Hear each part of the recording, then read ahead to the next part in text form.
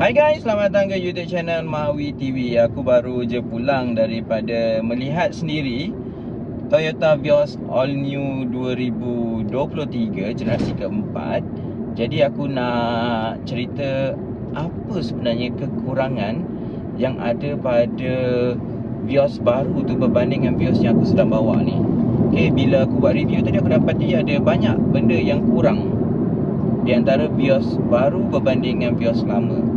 Jadi jangan lupa tekan button like dan juga subscribe YouTube channel Mawi TV. Kita jumpa sebentar lagi.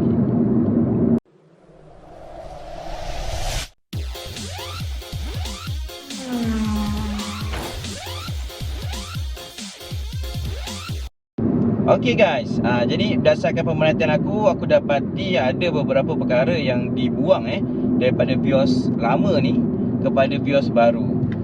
Tak bermaksud Vios baru tu serba serbi kurang. Pada aku, ianya masih lagi sebuah kereta yang banyak kelebihan dia berbanding yang ada ni. Okay, tetapi ada beberapa perkara yang dikurangkan. Mungkin faktor kos ataupun faktor nak menyebabkan ianya lebih ringan, ataupun penjimatan bahan api dan sebagainya. Ada justifikasinya lah. Tapi aku nak cerita sini, ada benda-benda sebenarnya yang dibuang daripada Vios sedia ada ni.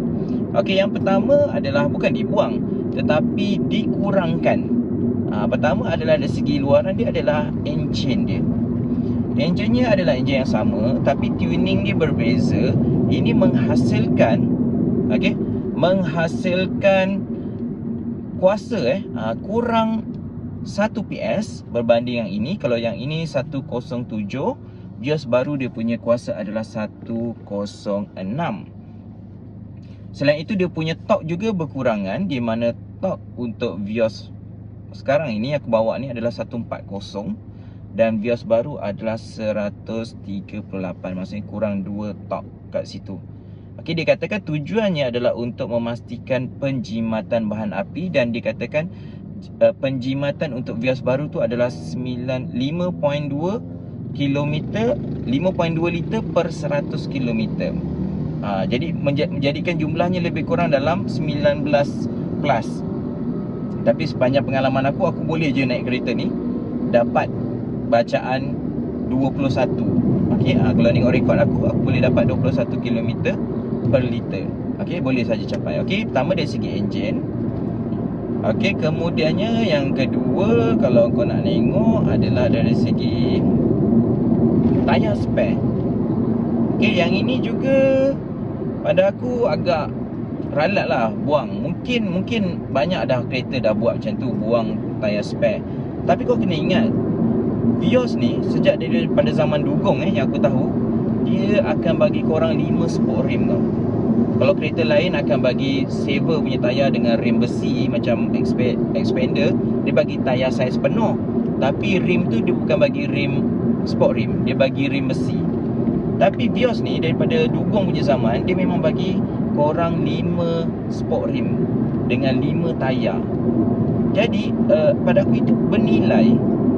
Okay, sebab aku ada pengalaman di mana kereta kalau dia bocor memang tak ada masalah. Tapi bayangkan kalau tayar tu meletup. Okay, tayar tu meletup maksudnya bocor, mungkin tak boleh nak ditambal. Okay, jadi aku sebenarnya minggu lepas baru saja aku punya expander tu tayar dia meletup. Bukan aku yang bawa, wife aku yang bawa. Dan tayar tu meletup di kawasan di mana bar line telefon tu satu bar je. Kau bayangkan macam mana nak minta pertolongan. Okay, macam mana nak minta pertolongan dari situasi macam tu dengan tayar dah tak boleh nak bergerak pun. Okay, jadi sebab itu pentingnya tayar spare pada aku. Okay, toolkit ni macam hanya membantu jika ianya adalah tayar bocor je. Alright, ketiga yang besar juga aku lihat adalah seat belakang. Seat belakangnya, apa kurangnya adalah pertama, dia tak boleh langsung dilipat. Okay, tak boleh langsung dilipat. Okay, dia tak boleh split 60-40.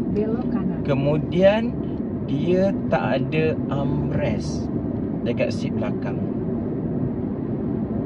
Aku rasa macam teruknya. Dan dia tak boleh dilaras tau. bukan saja tak boleh lipat, dia tak boleh ada pelarasan. Yang ini ada boleh dilaras kerusi baris belakang ni, penumpang belakang. Tapi yang tu memang tak boleh. Aku tak pasti kenapa. Kalau setakat nak kurangkan 10 kg, signifikan ke? Okey, dikatakan Vios baru itu lebih ringan 110 km, 110 kg berbanding Vios yang ada ni. Aku rasa dengan sport rim, dengan tayar tu pun dah mungkin dah 30 kg kot. Dia buang bahagian-bahagian kerusi tu sebab nak jadikan ianya lebih ringan. Tak masuk akal lah. Okey, kemudian ni ni cermin pandang belakang ni.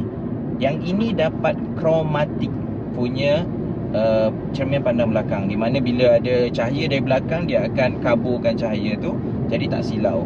Tapi Vios baru dia bagi day and night sahaja. Itu pada aku sangat mengecewakan, sebab dia dah leading tau. Dia je yang ada benda ni untuk kereta segmen B Jepun ni. Okay, lepas tu dia boleh buang pula. Aku tak faham kenapa dia buat macam tu. Kemudian yang ini, aku rasa pun taklah terlalu mahal sangat ni. Pelarasan ni dia buat jenis fix.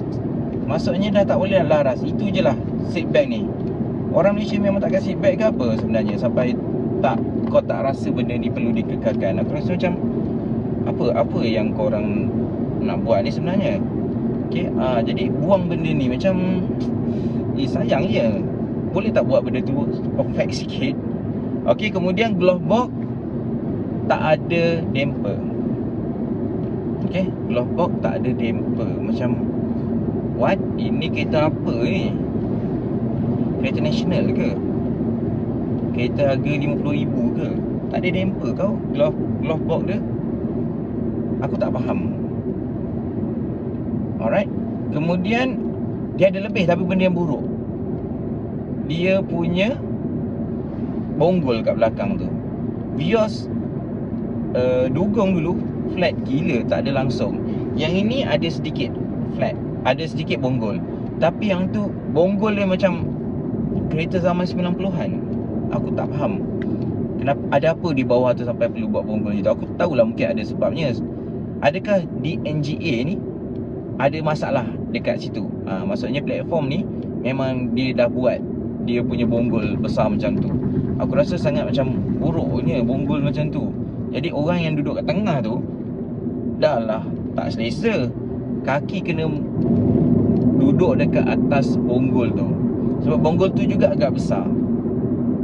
Jadi kalau kau letak kaki kiri kanan pun akan ganggu orang sebelah.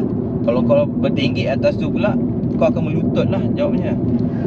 Okay, jadi itu antara yang aku nampak. Kemudian yang ini, okay, sensor ni. Okay, sensor ni pun dah tak ada. Sensor moving sensor ni pun juga dah dibuang. Dan aku tak nampak ada mikrofon dekat atas ni. Okay, tadi aku nampak kosong, macam fake saja, bukan mikrofon. Tapi kalau aku silap bagi tahulah. Seterusnya ni dekat sun ni apa, sunshade ke nama dia apa ni Okay, tak ada cermin. Cermin hanya ada di sini saja, di bahagian driver sahaja. Lampu jangan ceritalah. Hanya ada cermin di bahagian pemandu, penumpang depan tak dapat. Lampu memang tak ada. Kau boleh bayangkan tak? Okay, banyak benda-benda yang dia buang, yang pada aku bernilai berbanding kau bagi ambient light 64 color. Pada aku macam no point pun nak bagi ambient light banyak color. Yang ni warna biru pun okey. Okay, pada aku benda-benda yang sepatutnya ada kau tak bagi. Seterusnya dari segi safety, airbagnya dikurangkan. Daripada 7 airbag ini, kereta ni 7 airbag, kereta baru tu hanya ada 6 airbag. Dan juga dia buang airbag dekat lutut ni, kat lutut. Okay, jadi adalah 6 airbag. Jadi aku nampak banyak sebenarnya benda-benda yang dibuang atas faktor-faktor tertentu. Mungkin faktor kos, faktor meringankan kereta bagi ratio enjin yang dah makin perlahan tu dengan berat nak diseimbangkan supaya dapat sebuah kereta yang tak under power. Okey, jadi aku rasa banyak yang dibuang yang kalau aku adalah pemilik Vios, aku akan rasa macam ralatnya. Kalau akulah, kalau kan ada orang Vios baru dia tukar Vios lagi, Vios baru. Okey, jadi aku akan rasa orang yang akan beli tu akan rasa macam ada benda-benda yang dia hargai sebelum ni dah tak ada. Dan kesimpulan yang aku boleh buat, Proton pula. Kesimpulan yang aku boleh buat adalah Toyota ni sejak dia menggunakan DNGA ni, dia dah berubah menjadi Pro 2. Okay, aku boleh katakan bahawa Toyota Vios yang aku tengok tadi adalah Pro 2 Vios. Okay, dengan enjin, dengan transmisi, dengan kualiti buatan dia, sangat Pro 2. Okay, itu kesimpulan yang tak tahu kalau kau terima ke tak terima. Daripada aku, ianya ke arah itu. Toyota Malaysia hasilkan kereta ke arah itu sejak menggunakan DNGA ni. Okay, jadi jangan lupa tekan button like dan juga subscribe YouTube channel Mawi TV. Kita jumpa lagi dalam video yang seterusnya. Assalamualaikum. Bye.